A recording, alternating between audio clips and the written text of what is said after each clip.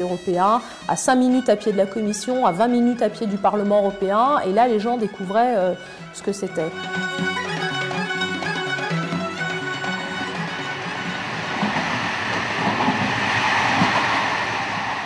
L'intervention de Valéry Giscard d'Estaing par une bombe jetée dans l'opinion publique européenne en disant l'entrée de la Turquie en Europe sera la fin de l'Europe. Et c'est dans cette atmosphère de crise que se prépare le sommet de Copenhague où la Turquie exige de l'Union européenne le statut de candidat à l'Union européenne. It is a triumph for liberty and democracy.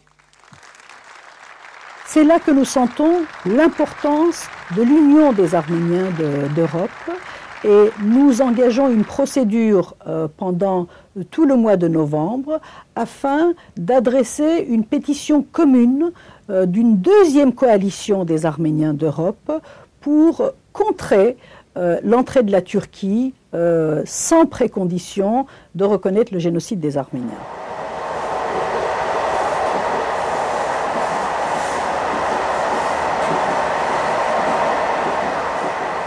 Dès le départ, sa position était dure vis-à-vis de la Turquie, mais curieusement, alors que la position était dure de partout, eh bien, sur la question arménienne, on retombait dans cette affaire de réconciliation.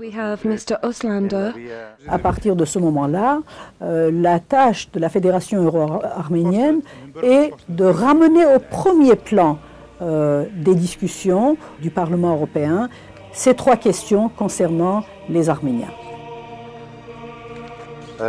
Entre-temps, il est survenu un événement en Turquie qui nous a aidés quand même, qui démontrait réellement ce que c'était le négationnisme, c'est l'affaire de la circulaire négationniste dans les établissements scolaires. Le ministre de l'Éducation nationale turque envoie une circulaire à l'ensemble des écoles turques pour demander aux professeurs d'organiser des concours de rédaction négationniste sur le génocide des Arméniens.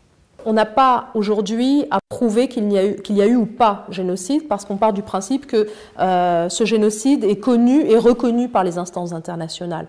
Donc nous on part sur cet acquis et on dit bah voilà c'est reconnu mais il faut le dire parce que en face de nous on lutte contre un négationnisme